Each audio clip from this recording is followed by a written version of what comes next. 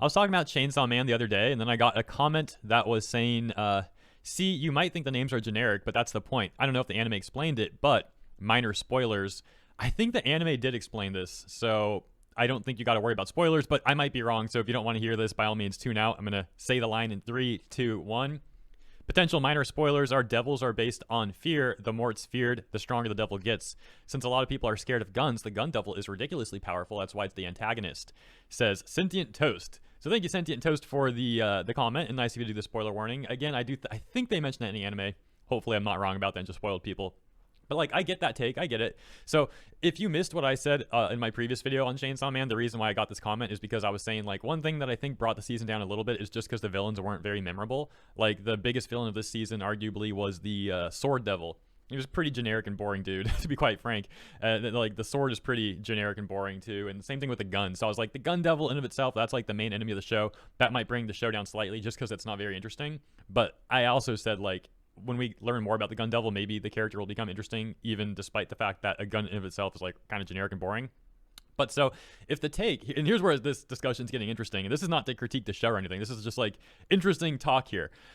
If that's what's going on, if like the devil is stronger based on the amount of people that fear it, I know this is going to sound like kind of a contrived opinion potentially, or take, but wouldn't a human devil at that point be like the most feared thing? Like, humans have done worse things to people than like anything. So I think humans fear other humans the most.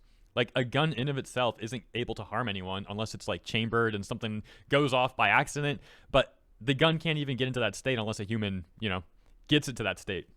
So I think humans are probably more fearful. Like, if some dude's walking down the street and they see a gun on the sidewalk just laying there, they might be a little bit scared about it. But probably call the cops and be like, yo, there's a freaking gun on the sidewalk. You guys want to collect this or something, But if you're walking down the street and there's a dude with a gun holding a gun, that's a lot more scary. So I think the human aspect is what's scarier. Now, it's kind of funny because this is the complete side direction. Actually, not a complete side direction, but during the Steam Winter Sale, I had this game in my discovery queue, Scorn. I generally don't like gore and things like that, and I still don't really like it with this game. It's a very disturbing game. I watched some gameplay of it. Again, way too gory, way too disturbing for my taste. But the point I'm getting at is apparently in that game, all the terrible, disturbing things that happen is because the humanoids in that game, it's like an offshoot of humanity, I think. I think it's like an alternate universe, but it's supposed to be based off humanity, kind of. But the point is, the humans or humanoids in that game did the terrible things that happened to their civilization, like, entirely from them. So some people were thinking like it's aliens or something, but apparently it's not. It's like, no, the humanity in that game is just very messed up and went a very messed up direction and did all this terrible stuff to themselves. So ultimately, maybe humans are the most terrifying thing. And I know it's kind of a boring take in of itself, actually. Like, if I'm critiquing or saying like a gun and sword is generic, being like, oh, the ultimate enemy was humanity the whole time, I guess that's also kind of generic in a way, though. I don't know. It's just always kind of interesting. Quick side note about that Scorn thing. So there's a YouTube channel I love called Food for Dogs.